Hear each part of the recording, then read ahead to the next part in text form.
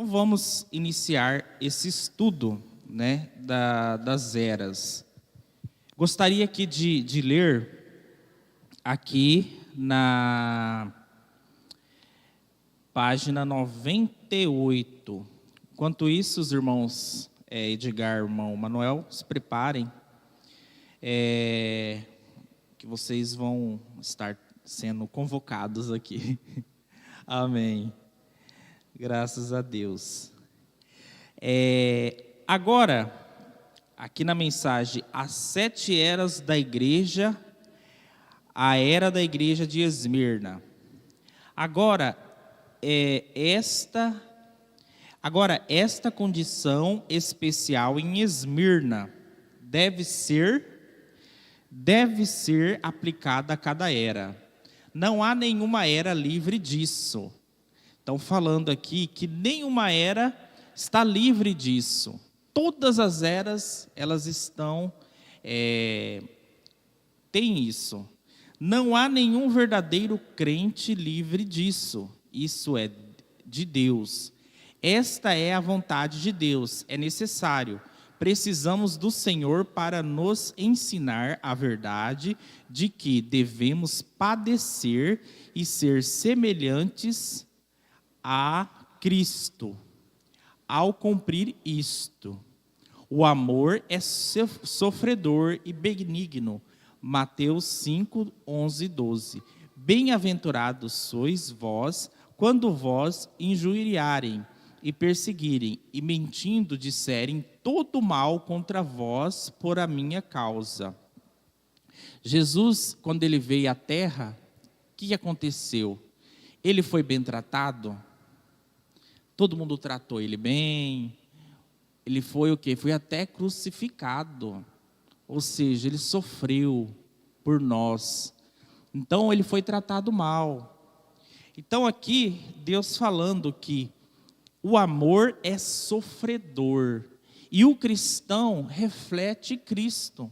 Então, o cristão, ele tende a passar o que Cristo passou. O cristão, ele vai também sofrer. Não existe esse negócio de que o cristão é vida boa, tudo vai dar certo. Aí a gente já tem que tomar um cuidado aí, né? Porque a palavra está falando totalmente diferente. A mensagem está falando totalmente diferente. Que o cristão é sofredor, né? Da mesma forma que o cristão é sofredor, Deus dá o escape. Deus dá o escape desse sofrimento. Olha só, os céus, 98 aqui do livro, os céus nublados em tempestades da vida não são sinais da desaprovação de Deus. Muitas vezes aquele cristão está passando, está tudo indo assim, oh meu Deus, as coisas não estão se aprumando, as coisas não estão, mas isso não é sinal não são sinais da desaprovação de Deus. Nós não podemos pegar aquilo, isso aqui é Deus que está desaprovando alguma coisa. Muitas vezes você está certo com Deus e está vindo tudo errado, está tudo... Irmãos, quanto mais você está certo com Deus, mais o inimigo fica furioso, querendo, né? Ele fica igual um leão ali ao seu redor, querendo te tragar. Porque um filho de Deus provoca a ira no diabo, provoca a ira no inimigo. Tão poucos céus claros e águas tranquilas são sinais de seu amor e aprovação. Olha só. Eu estou tendo dinheiro, eu estou tendo aqui estou indo bem na faculdade, eu estou indo bem aqui nos meus negócios, nos meus estudos. Então quer dizer que Deus está aprovando tudo. O que mostra mesmo que está aprovando, sua aprovação de qualquer um de nós é somente no amado. Seu amor é eletivo, o qual ele tinha por nós antes da fundação do mundo. Ele nos ama? Sim. Mas como saberemos? Nós saberemos porque ele assim disse e manifestou que de fato ele nos amou, porque nos trouxe para si e nos deu do seu Espírito, estabelecendo-nos como filhos. Então não é mérito, né? O profeta está falando aqui que não é mérito nosso, é porque ele nos escolheu. Ele nos escolheu, não é nossos méritos, não é nossos méritos. Se fosse mérito nosso, ninguém passava, se fosse mérito. Só um que desceu lá da glória, veio encarnado, né, no homem, esse sim, esse passou, foi crucificado, esse sim é mérito dele. Mas nós, por nós, não conseguiríamos.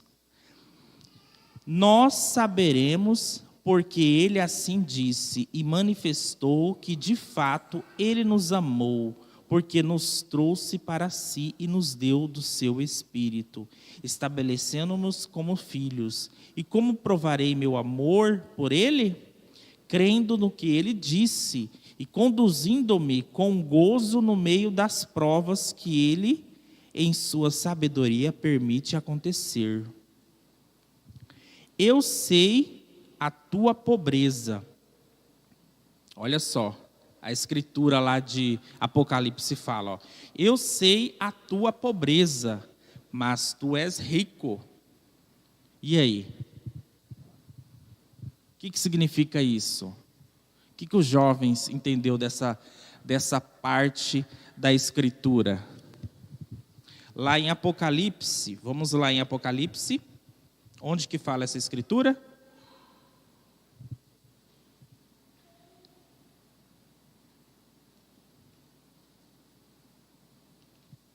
Alguém lembra?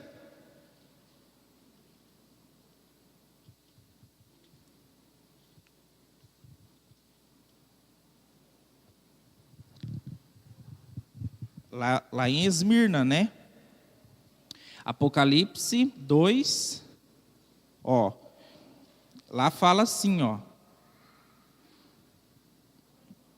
2:9. Eu sei as tuas obras e tribulação, pobreza, mas tu és rico. Uai, não entendi isso. Falou que é pobre, mas tu és rico. E aí? O que vocês entenderam aí?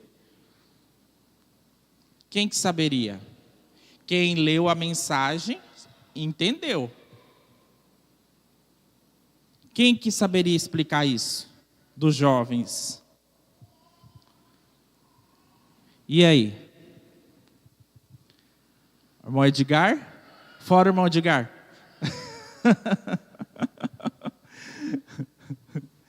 Vamos lá, irmão Edgar. Vai ter que sobrar para você mesmo. Irmão Edgar. É interessante até aquilo que o senhor já tinha falado antes, que muitas vezes a nossa vida ela é repleta de bênçãos, né? Mas se a sua vida está indo muito bem, algo de errado não está certo, né? Se está só uma maravilha, águas calmas, tudo tranquilo, sem nenhuma luta, nenhuma prova, aí tem alguma coisa errada, né? Porque o amor é sofredor, né? E nós estamos o tempo todo trabalhando para conquistar uma riqueza que não é uma riqueza material. É uma riqueza, o que nos torna verdadeiramente ricos, é uma riqueza que está em um outro lar, no céu, no lar celestial, não é? Então aqui nós estamos trabalhando, passamos por lutas, dificuldades, mas é para conquistar uma riqueza que não pode nem ser vista por seres humanos aqui normais na Terra, não é? É uma riqueza que nós poderemos desfrutar naquele céu lá, em outro lugar, né? Eu estava ouvindo uma pregação, uma pregação do pastor Joaquim de 93. E lá estava falando que, e junta com aquela escritura, que é mais fácil um camelo, né, passar na agulha lá do que um rico, né? O cristão, é muito difícil você ter cristãos ricos. É muito difícil. Tem, mas é muito difícil. Tem poucos. Porque o cristão, para ele ser rico, ele vai ter que sujeitar algumas coisas. Ele vai ter que sujeitar algumas coisas. Então, nessa pregação falava que o rico, ele vai ter que, muitas vezes, até deixar um pouco a fé, a graça. Porque, pelo que você... A Escritura fala, é mais fácil um camelo, né? No fundo de uma agulha do que um rico entrar no reino dos céus. Exatamente. Então, para você tem, não é que não pode ter rico cristão. Tem rico cristão, mas tem mais tem mais cristão pobre. Porque você tem que para você ser rico neste mundo, você tem que estar a favor do mundo, das regras do mundo, né? Então, o que vocês entenderam aqui? Eu sei a tua obra, eu sei a tua pobreza, mas tu és rico. Eu sei a tua pobreza, entre parênteses, mas tu és rico. E aí? É pobre de uma coisa, mas é rico de outra? É isso que a Bíblia está querendo dizer. Exatamente. Aí, vamos ler aqui. Aí está novamente, veja, andando para cima e para baixo no meio da sua igreja. Quem que está andando? Quem que está andando para cima e para baixo no meio dessa igreja?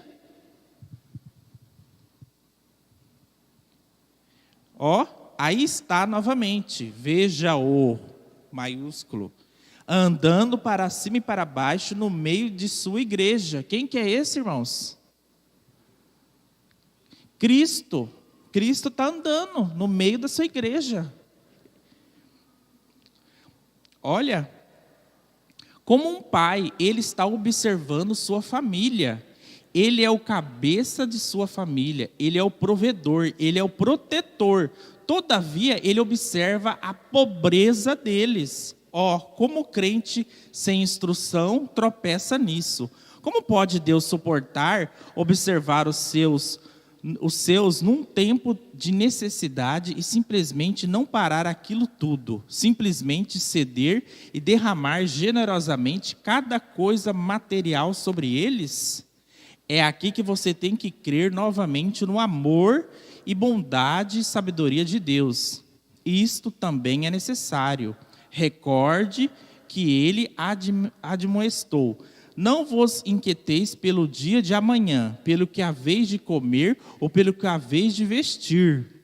Vosso Pai sabe das coisas de que necessitais. Olha só.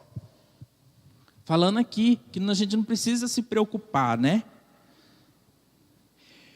Estas coisas físicas não são as verdadeiras necessidades básicas da nossa vida, pois a vida de um homem não consiste das coisas que ele possui, mas de preferência buscai primeiro o reino de Deus e a sua justiça, e todas as necessidades materiais vos serão acrescentadas. O povo de Deus, olha aqui que o profeta fala, o povo de Deus não é inclinado ao material. Então, olha bem, o povo de Deus não é inclinado ao material. Lógico, você não precisa, você tem que ter um carro, você tem que ter uma casa, mas não é o principal. Primeiro, buscai o reino de Deus. De Deus. Não é verdade? Então, quando lá na Escritura fala, eu sei a tua pobreza, mas tu és rico. Eles são inclinados a Cristo. Eles não buscam os tesouros que são de baixo. Eles buscam se são de cima. É absolutamente verdadeiro que a maioria dos cristãos não são ricos. Olha só. Olha aqui. É absolutamente verdadeiro que a maioria dos cristãos não são ricos. E aí? Mas exatamente que eles estão no lado pobre. Foi assim nos dias de Jesus. Isso foi verdade nos dias de Paulo e deve ser verdade hoje. Isso não é tão verdade hoje, porque a era de Laodiceia é uma era de vasta riqueza. Hoje, se vocês notarem, nós, na mensagem mesmo, né? Década de 90, década de 2000, nós irmãos, todo mundo pegava ônibus, eu na minha época, né? Vocês que nasceram, andava de bicicleta para ir para a igreja, né? Então, agora, todo mundo tem carro, todo mundo quer andar de Uber, né? Então, olha a evolução. A evolução não evoluiu bastante? Computador, todo mundo tem computador agora, tem celular. Naquela época,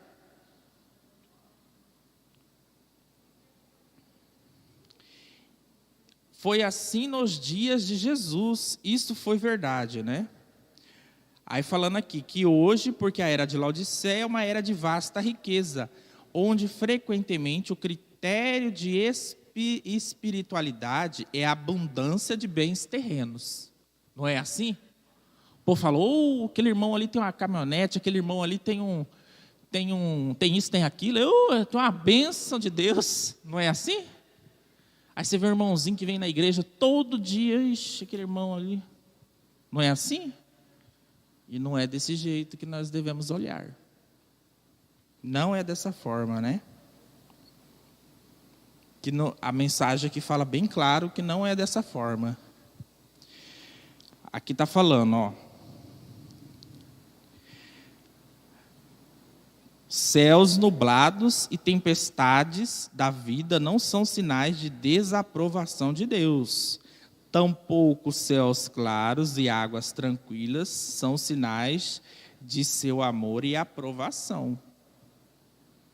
E aí? Agora, a vida que aquela pessoa está vivendo, que é o que importa, né? Que coisa! Quão rica é a igreja em bens, mas quão pobre em espírito. Olha aí que a irmã falou, O que significa? Eu sei a tua pobreza, mas tu és rica. É isso aqui, Rica de bens. Ela é rica de bens, mas ela é pobre de espírito. Ela é rica e pobre. Bem-aventurado vós, os pobres, porque vosso é o reino de Deus. O reino de Deus não é comida e nem bebida. Não é material. Ele está dentro de nós. Um homem rico é rico em Deus. Olha o conceito de riqueza. Olha o conceito de riqueza. Um homem rico é rico em Deus, não em coisas mundanas. Não em coisas mundanas. Então, o profeta nos explica aqui claramente. Então, isso aqui, irmão, é alimento para nós. Nesse momento que nós estamos vivendo, parece que é uma treva, esse momento de pandemia, né? Uma desordem religiosa. Uns vão para lá, outros vão para cá, ninguém sabe para onde que vem. Nós temos que estar ancorados na palavra. Na palavra. Não é em conselho, não é em... fulano falou isso, ciclano, lá no vídeo do YouTube eu vi isso. Irmãos, Não vamos ficar presos em vídeo do YouTube, não. Vamos ficar presos na palavra. Vamos ficar presos na mensagem. Amém? Amém. Graças a Deus. Vamos ouvir o jovem Edgar, que vai trazer aí uma pregação. Amém, graças a Deus. Já falei aqui que esse espaço aqui é da mocidade, e a mocidade tem que estar participando. Amém? Graças a Deus. Amém. Deixa eu só já...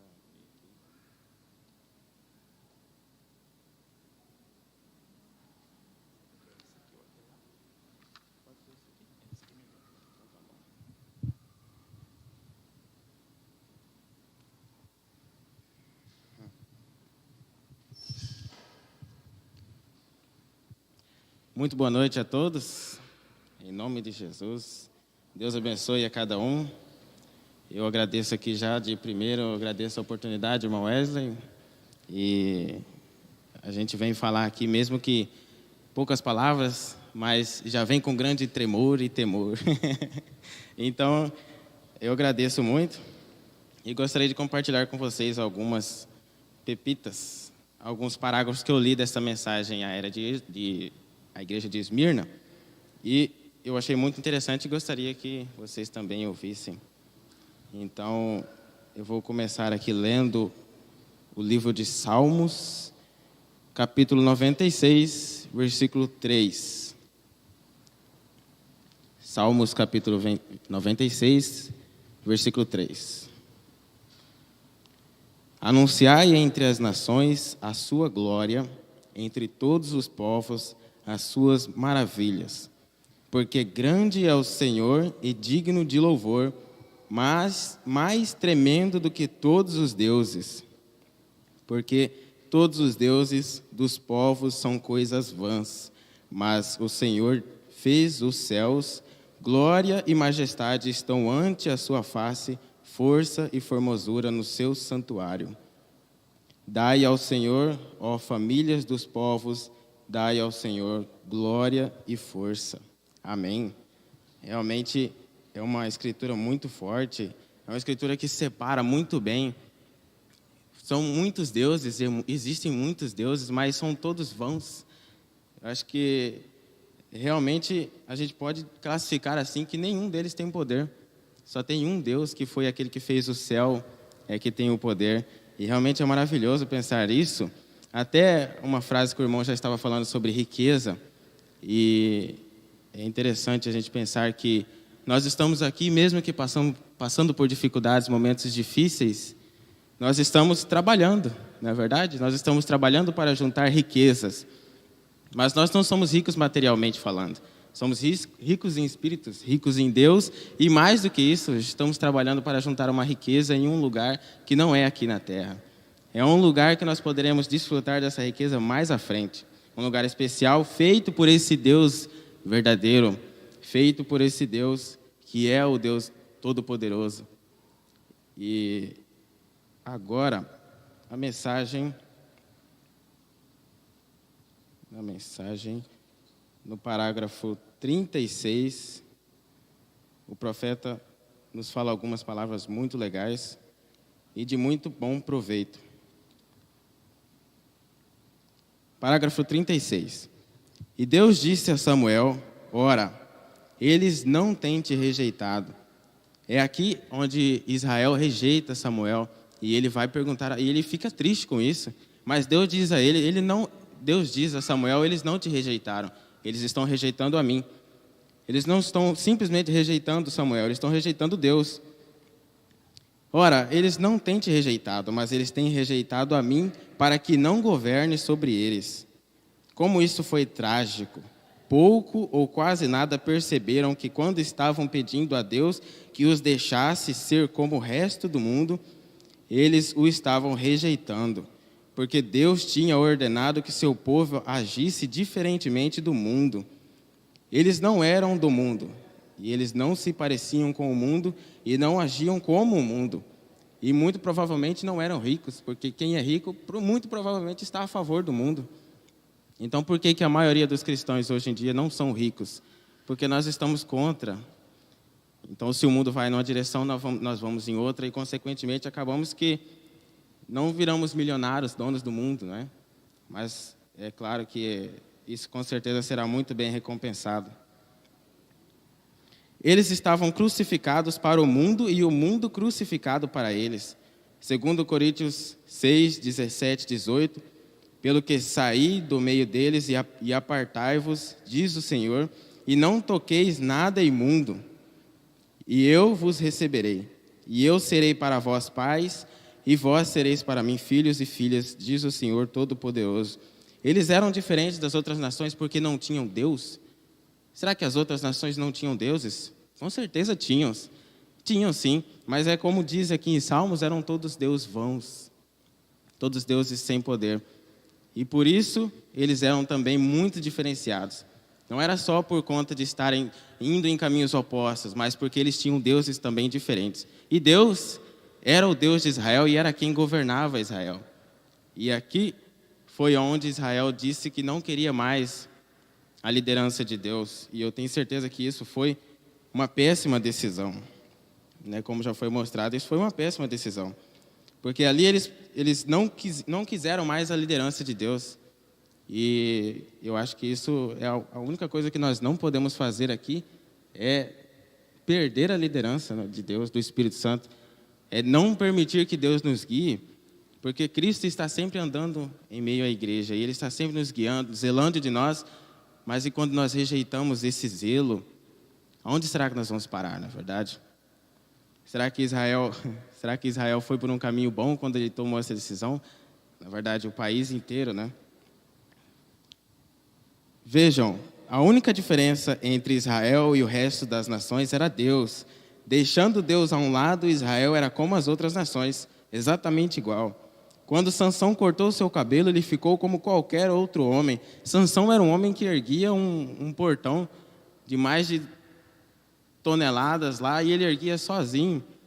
Isso não é qualquer um homem que faz, mas a partir do momento que Deus saiu dele, ele se tornou como qualquer um homem. Como qualquer outro homem. Sem Deus, ele seria qualquer um. E já diz aquela frase, Deus sem nós continua sendo Deus, mas nós sem Deus somos o quê? Sansão sem Deus, ele se tornou o quê? Se tornou um homem normal, um homem comum, que depois foi amarrado, foi chacoteado, zombado, se tornou motivo de chacota e de zombaria. Quando Sansão cortou seu cabelo, ele ficou como qualquer outro homem. Deixem a liderança do Espírito Santo a um lado e a igreja não é nada mais que o mundo com o nome de Deus nela. O mundo e a igreja são todos da mesma massa, justamente como Jacó e Esaú eram dos mesmos pais. Porém, o Espírito de Deus faz a diferença. Sem isso, sem esse Espírito, somos como qualquer um. Sem esse Espírito, estaríamos aí perdidos como o mundo inteiro está. E nós aqui somos como uma rocha, uma casa firmada na rocha, longe de todas essas turbulências, mas lá fora é só sair que você consegue observar tanta turbulência que há, tanta confusão. O irmão Wesley acabou de falar aqui, tanta confusão. E por que é que nós estamos aqui tranquilos, trabalhando? Porque nós temos Cristo como nosso líder, e a nossa liderança está focada no Espírito de Deus, não é verdade? Parágrafo 39. Não faz diferença se você se chama a si mesmo de cristão. Qualquer um pode fazer isto. A questão é se você tem ou não o Espírito de Deus em você. Porque sem este Espírito você é reprovado. Você não é dos dele. Não interessa o que você coloca na sua intitulação, se eu sou cristão, se eu sou batista, se eu sou pentecostal, se eu sou adventista. Se você não tem o Espírito de Deus, você é reprovado. Não interessa o que você possa fazer, se você não tem o Espírito, você é reprovado e você não é dos dele. Não há muito tempo, perguntei a uma senhora se ela era uma cristã. Ela me disse, gostaria que o senhor soubesse que todas as noites eu queimo uma vela. O que há no mundo que tem a ver com isto? Eu sou metodista, eu sou batista, eu sou pentecostal. Isso não tem nada a ver com a pergunta. É o Espírito Santo ou perecemos. Não importa o que você é, ou é o Espírito Santo ou é a morte, ou perecemos, ou nos tornamos qualquer um, nos tornamos parte da massa, parte do mundo. E nós não queremos isso, por isso que nós temos Deus como nossa liderança, na verdade. E além disso, nós estamos aqui trabalhando para juntar riqueza. E mais do que isso, estamos mentalizando o lugar onde está guardada aquela riqueza. Mais importante do que isso, até no mundo material, se você quer conquistar alguma coisa, fica aqui uma dica. Mentalize. Eu quero um carro, eu quero uma casa. Mentalize, você entrando na casa, você dirigindo o seu carro. Mentalize isso. Eu já recebi vários conselhos que seguem essa linha. Vários conselhos. Até o meu antigo patrão, ele disse, eu queria muito uma caminhonete. Eu mentalizava, eu dirigindo uma caminhonete. E hoje ele tem uma caminhonete. Então, nós estamos aqui não só sonhando, não só pensando, estamos mentalizando. Além de tudo, estamos mentalizando e trabalhando para que um dia possamos estar desfrutando daquelas maravilhas e das riquezas que nós já conquistamos. Próximo parágrafo é o parágrafo 36. Parágrafo 36 não. Parágrafo 74, isso. Muito pouco tempo é gasto em trabalhar pelas recompensas eternas de Deus. Muito pouco tempo é gasto em trabalhar. Mas não é trabalhar como nós fazemos todos os dias, saímos para trabalhar. Isso nós gastamos muito tempo. Mas muito pouco tempo é gasto para trabalhar, para juntar riquezas daquele céu. Muito pouco tempo é gasto para trabalhar pelas recompensas eternas de Deus. Nós podemos ficar até um pouco mais tranquilos, porque o que nós estamos fazendo aqui agora? O que nós estamos fazendo aqui agora, nesse momento? Estamos trabalhando, não é verdade? Estamos trabalhando aqui agora, nesse momento, nós estamos trabalhando, ajuntando riquezas para um dia poder colher a recompensa. A recompensa de Deus é avaliada muito superficialmente. Se cremos na realidade da ressurreição do corpo e em um reino eterno de substância, então devemos acumular nos céus aqueles bons tesouros que estão disponíveis aos santos fiéis. A riqueza de Deus, ela é avaliada muito superficialmente, simplesmente imaginada, simplesmente pensada, há um céu, há um lugar onde eu vou, mas não estão mentalizando aquilo, não estão vivendo aquilo. Muito superficial, a ponta do iceberg. Nós estamos aqui trabalhando para alcançar a verdadeira riqueza e o bom tesouro que nós vamos conquistar ali naquele céu. E aquela recompensa que está disponível aos santos fiéis que são vencedores. E se Deus quiser, nós seremos vencedores. Não é verdade? Nós seremos vencedores e vamos juntos trabalhar para conquistar aquela riqueza. Até você que está assistindo pela internet, estamos te convidando agora nesse momento para trabalhar conosco. E então você poderá desfrutar junto conosco daquela riqueza e daquela recompensa, daquele salário que eu tenho certeza que será muito maior do que todo esse salário que as pessoas recebem. Todas as riquezas que o mundo hoje em dia está correndo atrás, eu tenho certeza que a recompensa será grande aos vencedores. E com a graça de Deus, nós seremos vencedores e estaremos ali naquele outro lugar que é um lugar cheio de maravilhas e repleto de bênçãos. Amém? Amém.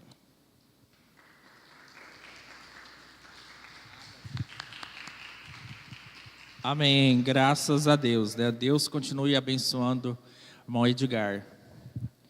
Vamos ouvir o hino aqui, estúdio?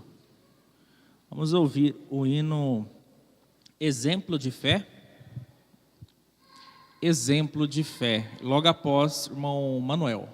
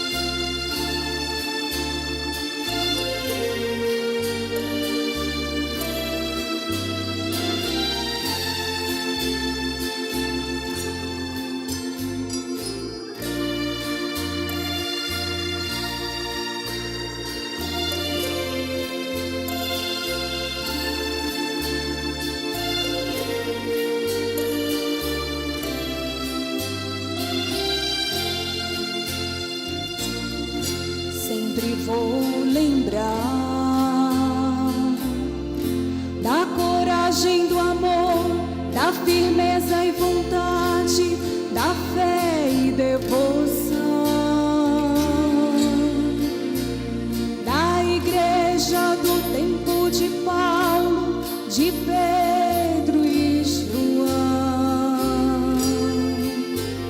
Enfrentaram a fúria de Roma, mas nunca negaram sua fé de cristão.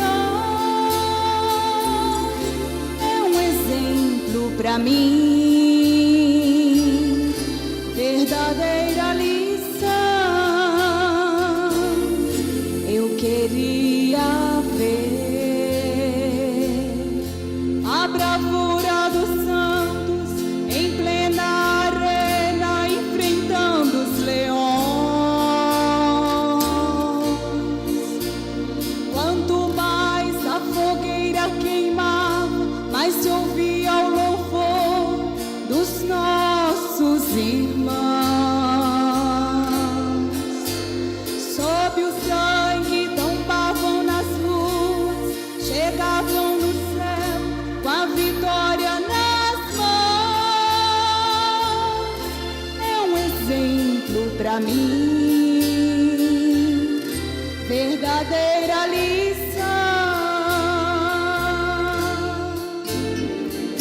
Oh, meu Deus, reaviva a tua igreja de novo, faz a chama arder neste povo, como foram os primeiros cristãos. Oh, meu Deus, reaviva a tua igreja de novo, faz a chama arder neste povo, começando em meu coração.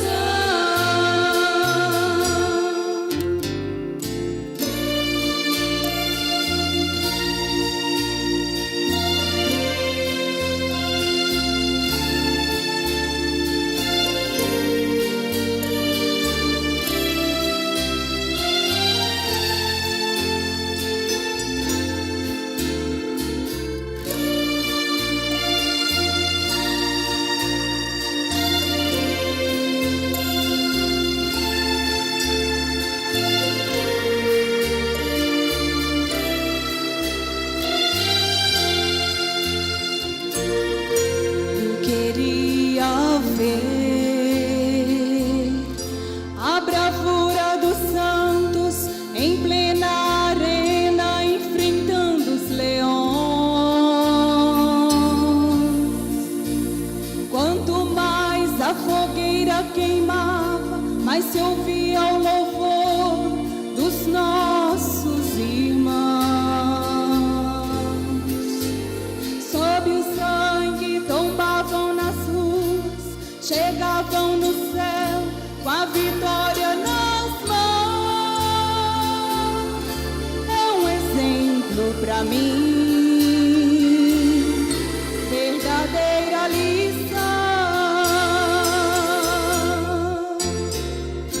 Oh, meu Deus, reaviva a tua igreja de novo, faz a chama arder neste povo,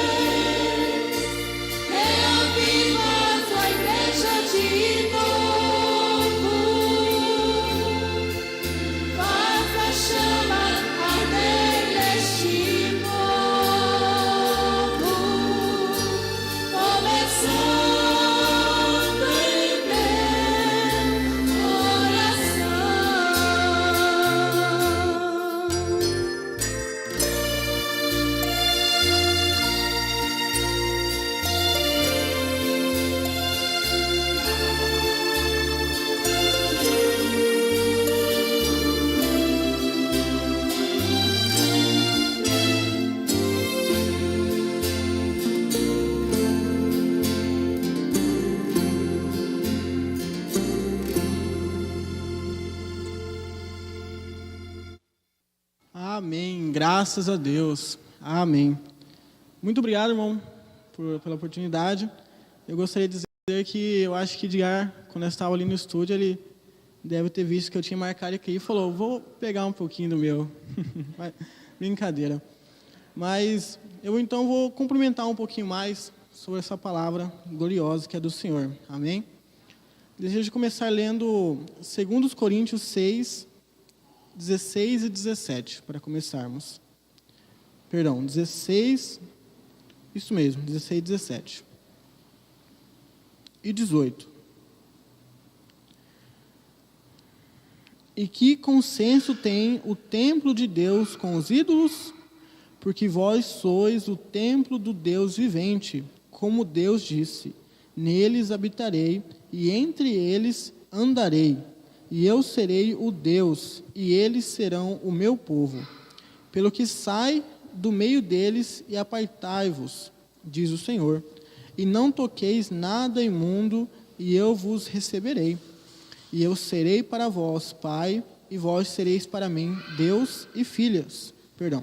Sereis para mim filhos e filhas, diz o Senhor Todo-Poderoso. Que Deus abençoe a sua palavra. Amém. Veja, começando um pouquinho antes aqui, no parágrafo 33, nós podemos observar que o espírito do anticristo não é novo. Esse espírito de divisão, de contendas, não é algo que surgiu agora, nessa última era. Assim como a mensagem, como Deus esteve presente em todas as eras, a serpente estava ali também, tentando aplicar a sua semente no meio do povo, não é mesmo? Tentando fazer um enxerto na palavra de Deus. E veja, isso nós podemos observar na igreja, quando ela saiu do Egito e começou a entrar no deserto, pois eles estavam sendo liderados pelo Espírito Santo também. Ali adiante de Moisés, ele tinha um líder, alguém para liderá-los. Deus estava ali como eles eram a única nação para a qual ele era verdadeiramente Deus. Naquela duração de 40 anos, e também muito mais do que isso, havia outras cidades, outras nações em volta, mas Deus era Deus somente para eles ali. Claro que eles haviam ídolos, mas o que é ídolos comparado ao nosso Deus Todo-Poderoso, não é mesmo? Amém. E veja, assim como era a igreja primitiva, começou sob o ministério puro do Espírito Santo, com sinais, maravilhas e manifestações, tais como profecias, línguas e interpretações, sabedoria, conhecimento e cura, assim como nos dias de Israel, quando deixaram o Egito, eles estavam sob a liderança do Espírito Santo, manifestando-se em dons. Deus era líder do povo, verdadeiramente ele era rei, ele era um rei pai. Ele cuidou de Israel como um homem cuida da sua família. Ele os alimentou, combateu em suas batalhas, abrandou suas dificuldades e resolveu seus problemas. Viu? Como Deus não é somente uma imagem que deixamos ali para adorarmos, é alguém que realmente está conosco, realmente está nos ajudando, assim como ele ajudou no princípio, alimentando, dando vitória nas batalhas. Deus está presente em nosso meio. Deus está presente em seu povo. Amém? Veja, continuando aqui. Deus ia por si mesmo. Veja aqui.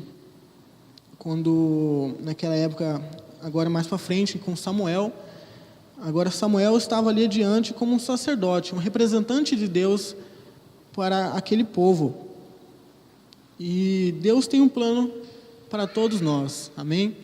Mas se nós permitirmos deixar isso vazar, começarmos a contar nossos planos para qualquer um, vamos dizer assim, o diabo também cria aquele conhecimento sobre os seus caminhos que você deseja trazer. E veja, mas certo dia começaram a olhar ao redor e viram os filisteus e outros povos com reis sobre eles. Isso atraiu seu olhar e eles decidiram que deviam humanizar a sua liderança, Por isso queria um rei. Ora, Deus ia por si mesmo humanizar a liderança na pessoa do Senhor Jesus Cristo. Mas eles passaram adiante dele. Satanás conhecia o plano de Deus para isso. E por isso, ele o colocou em seus corações para que passassem à frente de Deus, passassem à frente da palavra. Veja, dessa mesma forma aconteceu na época de Samuel. Samuel estava ali como representante de Deus. Deus estava diante daquela nação para combater as batalhas, para vencer. Mas eles começaram a olhar que os outros povos tinham um rei, uma representação humana. E eles desejaram aquilo para eles também. Não é mesmo? E veja, e aí eles aproximaram de Samuel e pediram: nós queremos um rei. E Samuel se entristeceu com aquilo, pois aquilo representava a negação da palavra. Eles estavam negando a palavra de Deus ali presente neles, representando na vitória, representando ali no andar, no caminho perfeito que eles tinham. E veja, depois de muito alongar, aquilo representou muitas coisas. Veja bem. Ora, eles tinham tudo. Aqui. Você nunca foi errado em sua liderança. Você nunca foi desonesto em seus negócios financeiros. Você tem feito o seu melhor para manter-nos corretos com a palavra do Senhor. Nós apreciamos os milagres, a sabedoria, a provisão e a proteção de Deus. Nós cremos nisto. Nós cremos que estamos no caminho correto. Nós cremos que temos a palavra, a mensagem, a fé para o rapto. Mas nós queremos uma coisa a mais, pastor. Nós queremos alguma coisinha a mais aqui, uma coisinha a mais aqui, uma coisinha boba. Por que, meu Deus, não pode ter isto? Veja, nós cremos nisso, nós gostamos disto. E além do mais, nós não queremos ficar sem isso. Nós não queremos ficar, exemplo, né? Pastor, nós não queremos parar de cantar, parar de fazer isso, mas nós queremos alguma coisa a mais aqui, alguma coisa a mais ali. E veja, simplesmente o que queremos é um rei para conduzir-nos à batalha. Somente isso. Só isso. Nós não queremos sair da palavra, nós só queremos adicionar uma coisa a mais. Nós só queremos entrar em um perfil a mais aqui, um site a mais. Somente isso. Eu vou continuar aqui ouvindo as mensagens. Não, somente uma coisinha a mais. E é aí que o inimigo vai puxando devagarzinho. Não é verdade? Isso.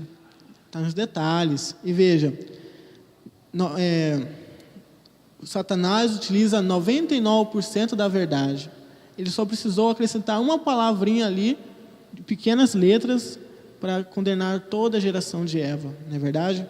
Veja nos detalhes.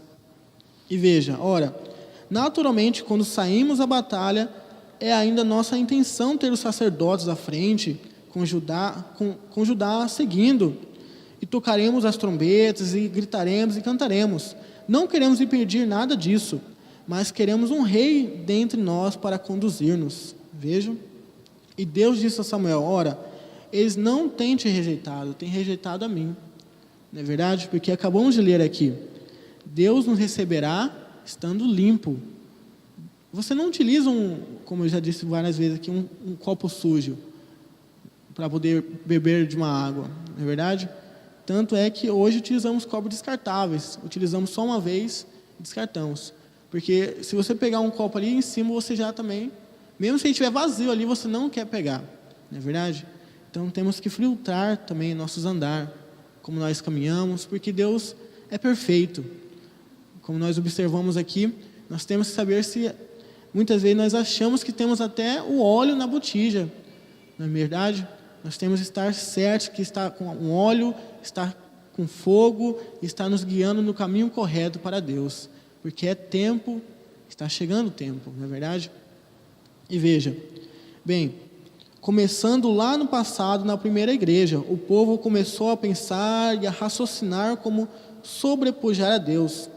E veja, as obras dos nicolaítas começaram a salientá-los. Então formou-se um grupo, e eles se afastaram do modelo da palavra. Veja, é somente um caminho, mas um atalho já se torna outro caminho, não o mesmo caminho, não é verdade? E veja, notem como a organização produz ódio, ela destrói a fraternidade. causa amargura. E isso que mirra significa. É isso que Esmirna está cheia, amargura. Uma raiz de amargura contamina a muitos. Dessa maneira, mais e mais a corrupção foi se introduzindo. Cada era sentiria suas nódias. Veja, e nesta última era temos em dobro tudo. Não somente, né, o que aconteceu em Esmirna, mas em Pátimo, Éfeso, tudo está aqui. Nós estamos representando Cristo aqui, não é verdade? E veja, a igreja de Esmirna tinha que se desviado para longe do original. Ela tinha se tornado um híbrido. Veja, híbrido. Ela tinha se misturado como fizera Eva. Vocês sabem que um híbrido é um produto de cruzamento de duas espécies diferentes, não é verdade? E isso que o inimigo está tentando fazer hoje. Ele chega próximo da árvore da vida, da árvore da palavra, e acrescenta ali um galho. De longe você pode observar, é a árvore, né? É uma árvore ali, é todos os galhos dela, mas você reconhecerá aquilo no fruto, não é verdade? Quando aquilo produzir o fruto, você perceberá que aquilo não é um limão, aquilo não é uma laranja, não é verdade? E veja, a igreja também tem se apartado do que era originalmente. Ela é um híbrido. Isso é a igreja nominal, é um híbrido. E veja, é como o irmão disse aqui um pouquinho antes, eu sou batista, eu sou metodista, eu sou adventista, mas as pessoas têm transformado aquilo como a minha igreja é a certa, não é verdade? Os irmãos que estão pela internet observou no programa de rádio que o nosso pastor estava pregando, que eles transformam isso como a minha igreja está certa, como se eles fossem dono da verdade. Mas quem é dono da verdade é Deus. Deus é um só. Não é verdade? Amém. E veja, pois bem, quando a igreja torna-se um híbrido, ela pode produzir cristãos puros. Quando temos uma árvore híbrida, ela pode produzir somente um fruto. E aí começa a bagunçar tudo. Começa a ter outros frutos, começa a atrapalhar toda a colheita, não é verdade? E veja, ora, justamente há poucas semanas atrás, li um editorial. Sim, era um editorial por um homem de negócios, um homem não salvo, não por um cristão. Ele disse estar perplexo quanto às igrejas. Veja, ele disse que podia compreender o ateísta, o comunista, ou o livre pensamento, ou algum outro comparável, algo assim. Veja, eis aí a sua religião híbrida. Desperte, ó América, antes que seja tarde demais. Temos que despertar disto. Quando abrirmos os olhos disso, estaremos já bem longe do caminho correto. Porque pegamos um atalho, pegamos um caminho mais rápido, não é verdade? Mas de pouquinho em pouquinho você vai descendo mais e mais fundo nessas perigosas águas do inimigo. E quando você já está na área do inimigo, é complicado sair de lá, não é verdade? E veja, quando a igreja se desvia da palavra, ela crê em qualquer coisa. É como Eva, quando Caim nasceu, ela disse: alcancei do Senhor um varão. Ora, vocês compreendem o que ela queria realmente dizer isto? Ela pensava que tinha um homem do Senhor. Veja, uma vez que ela tinha sido enganada, aceitando a palavra de Satanás ao invés da palavra de Deus.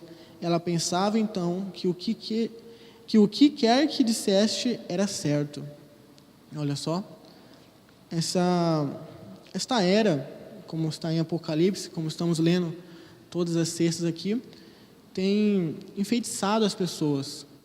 As pessoas entraram tão fundo nessas águas que elas ficaram enfeitiçadas, hipnotizadas com isso. Podemos dizer como zumbis, não é mesmo?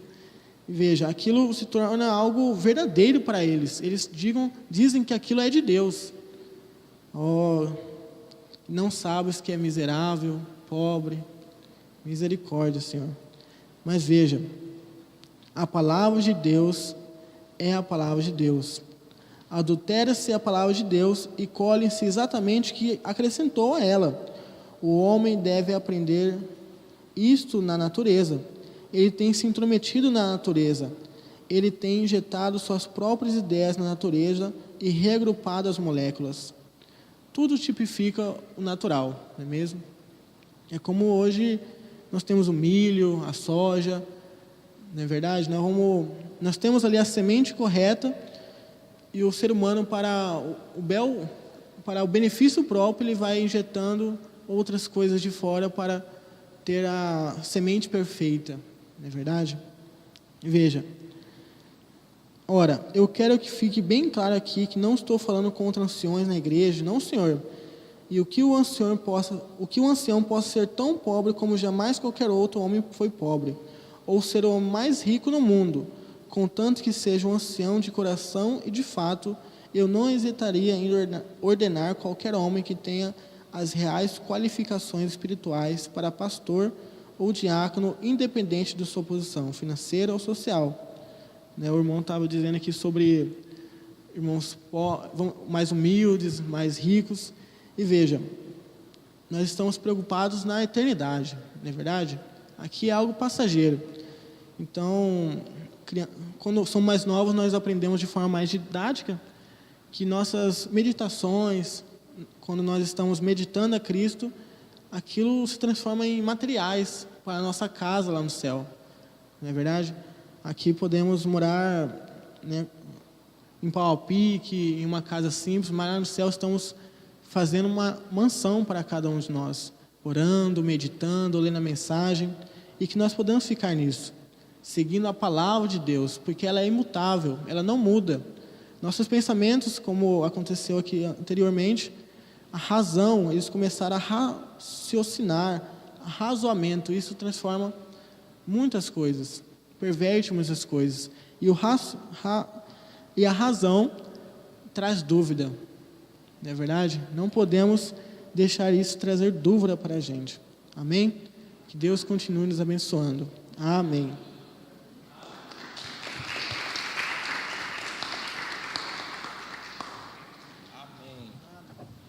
Amém. Deus continue abençoando o irmão Manuel, jovem.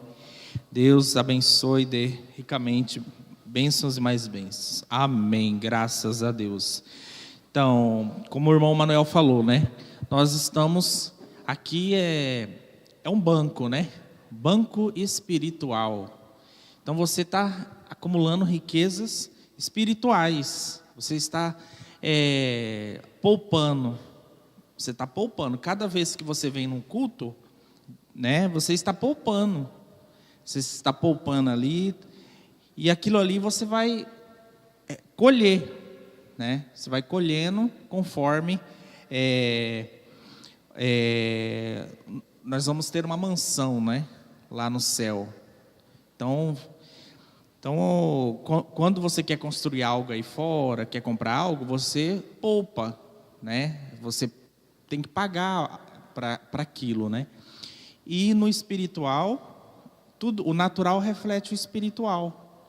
Então você vem na igreja, você estuda as mensagens, você lê a Bíblia, aquilo ali você está poupando no banco espiritual. Então você está poupando ali e Deus vai depois ver o seu saldo. Amém? Graças a Deus. Amém. Vamos aqui para uma pergunta. Nós estaremos encerrando a era de Esmirna hoje. Próxima era será de Pérgamo. Estaremos estudando a era de Pérgamo. Vou fazer uma pergunta aqui.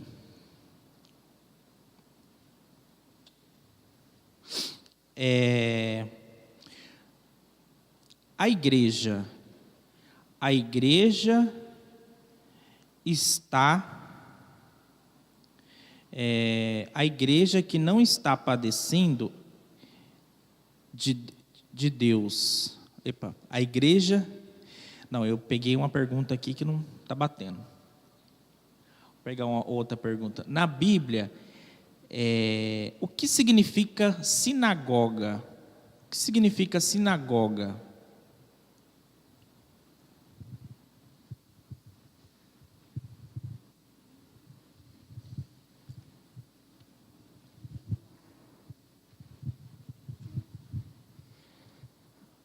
parágrafo 27.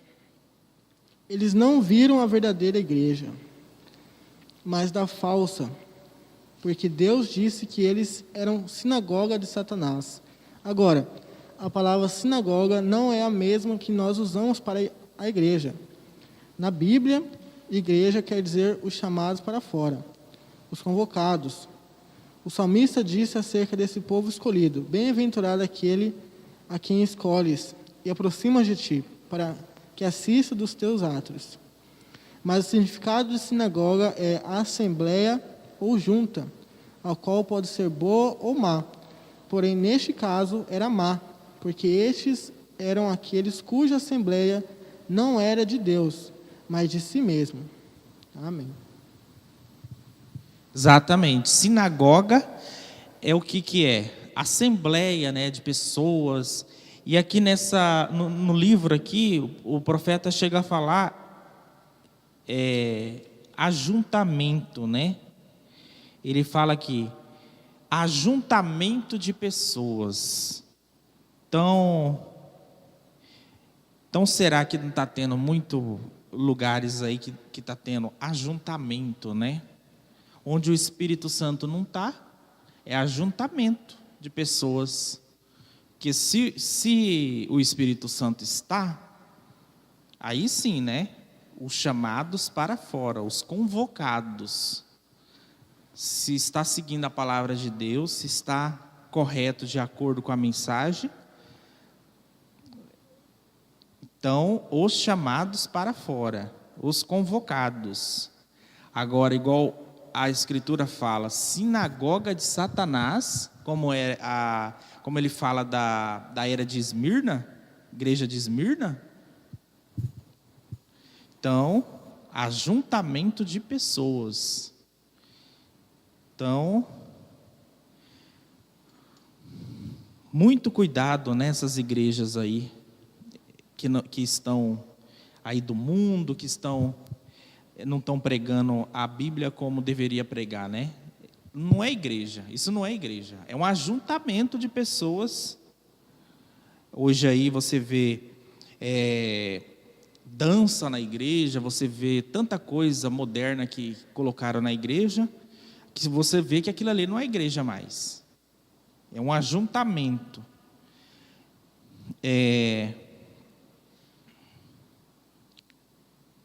Agora a próxima pergunta, vamos ver aqui.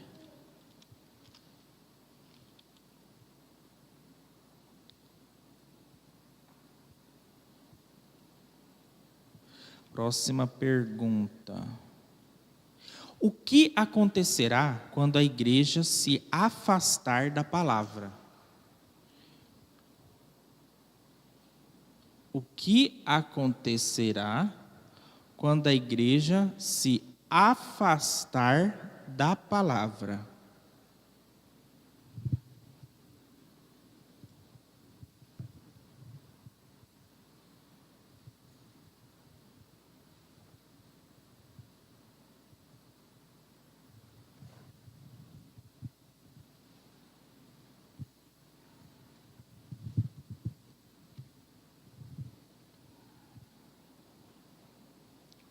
E aí?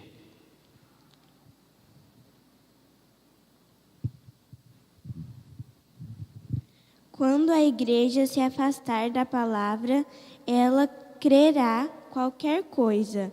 É como Eva. Exatamente, né? Afastou da palavra, você não tem mais base. Então, você vai crer em qualquer coisa.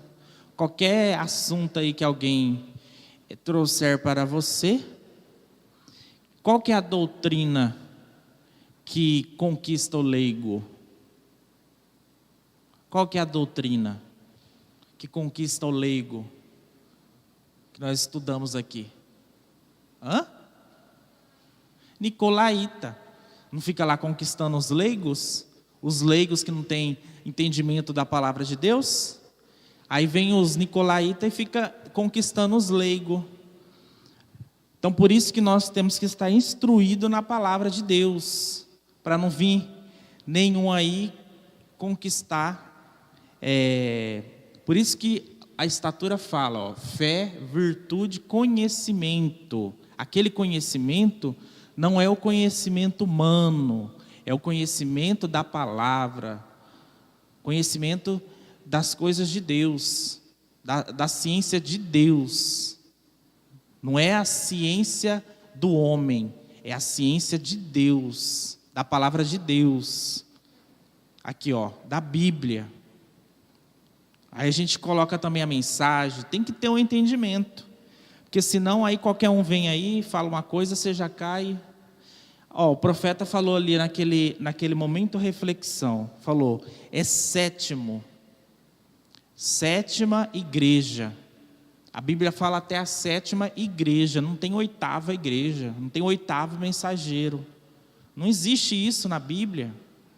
Como que eu vou crer numa doutrina fora da Bíblia?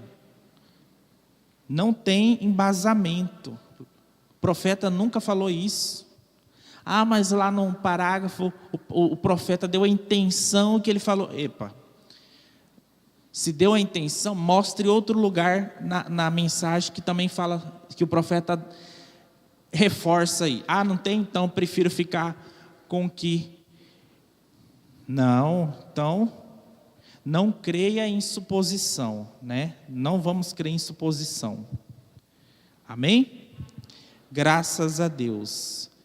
Vamos então nos despedir então. Creio que fomos ricamente abençoados. Deus possa abençoar a todos os irmãos conectados. Temos vários irmãos conectados conosco.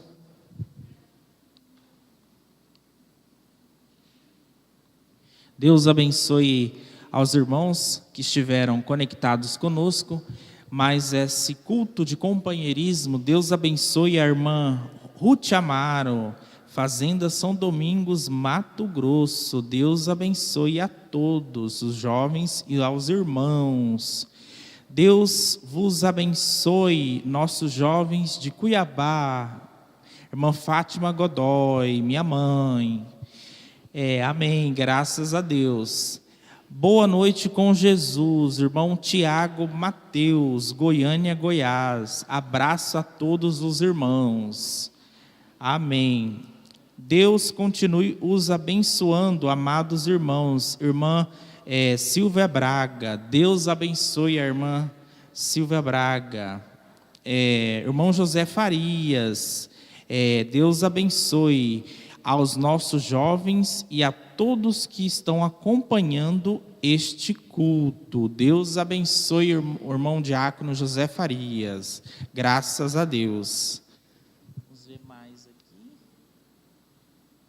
Deus abençoe também ao irmão Quirino Coerbas. Boa noite com Jesus.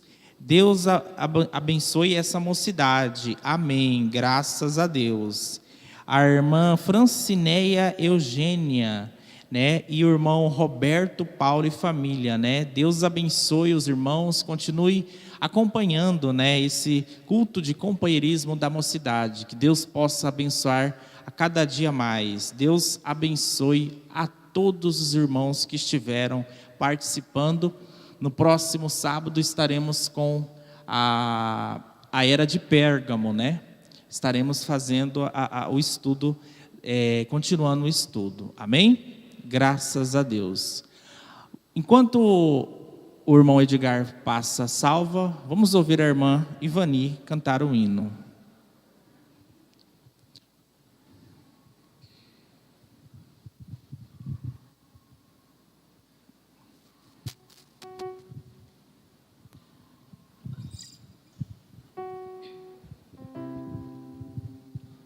É, 399 da harpa cristã.